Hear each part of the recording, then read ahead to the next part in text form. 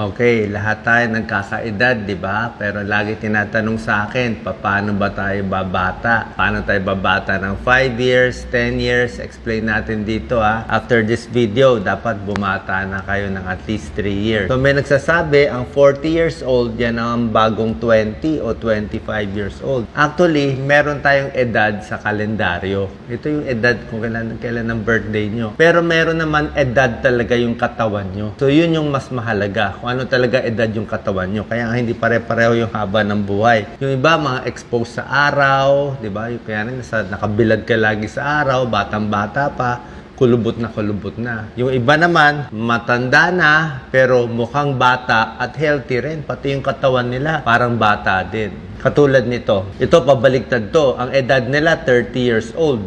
Pero mukha nila, mukhang 40 na sila. Bakit sila mukhang 40? Kasi malakas sila manigarilyo.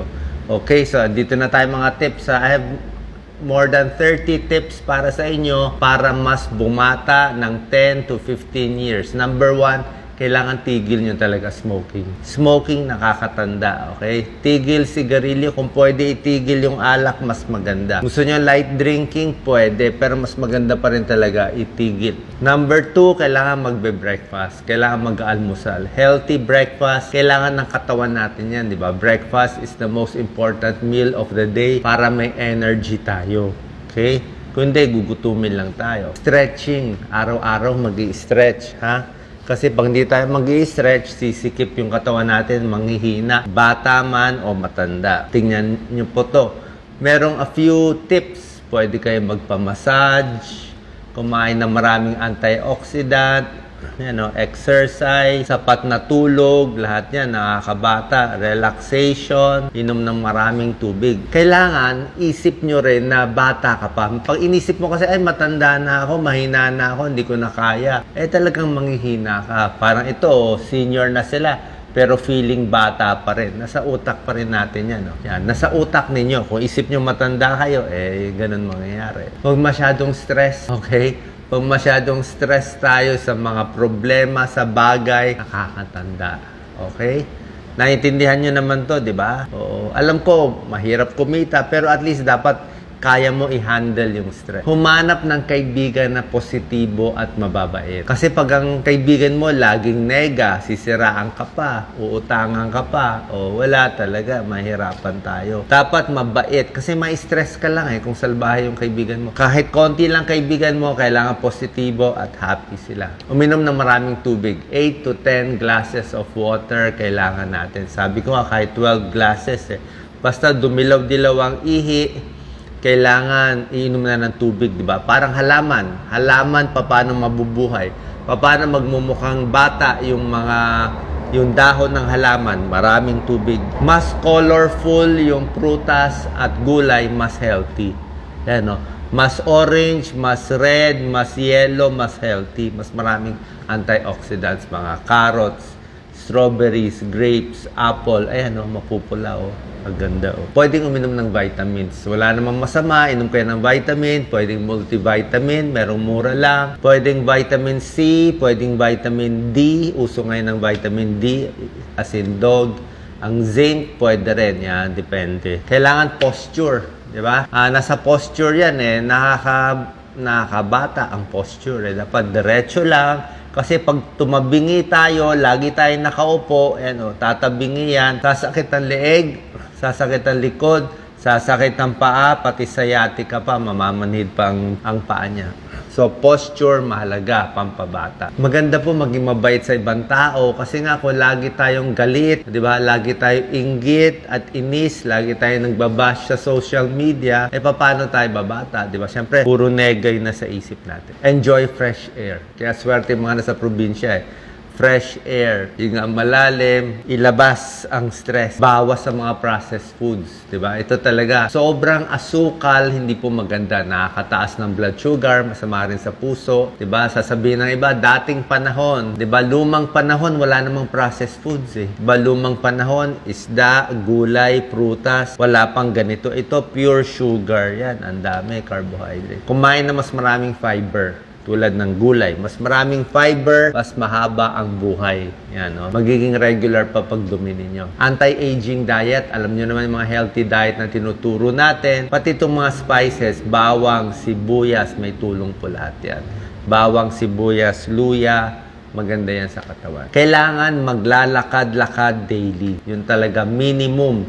Mag-exercise araw-araw, kailangan galaw-galaw para hindi pumanaw. Kasi pakita nyo, pag gumagalaw-galaw kayo, mas masarap ang pakiramdam, mas malakas yung puso, mas gagalaw-galaw, pati yung sa utak natin, mas makakaisip. Pag uupo tayo ng matagal, lampas 5 hours, lampas 6 hours, nakakaikli ng buhay.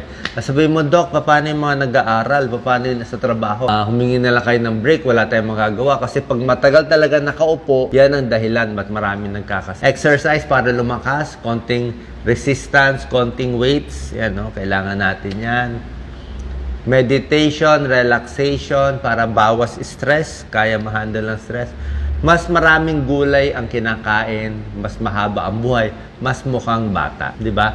Colorful kaya tayo nagkakakulay din. Kailangan masaya tayo, ito pinakamahalaga. Pag masaya ka, nakachamba ka, mabait yung partner mo, nakakabata yan, nakaka-relax sa'yo. Diba? Pero kung lagi ka may konsumisyon sa partner mo, ay maaga tatanda. Kaya swertihan yan. Hanap tayo ng pumili ng mabait na partner. Be honest with yourself. Ibig sabihin, kailangan honest lang tayo sa kakayahan natin, kung ano yung kahinaan natin, accept natin, kung saan tayo malakas, accept din natin. Huwag tayo masyado makinig sa kung anong sasabihin ng ibang tao. Dapat alam mo yung sarili mo. Mahirap kasi ang tingin mo sa sarili mo, ganito kataas, yung tunay pala, ganito lang. Malulungkot ka rin So, dapat honest lang tayo sa kakayahan natin tsaka kung ano plano natin.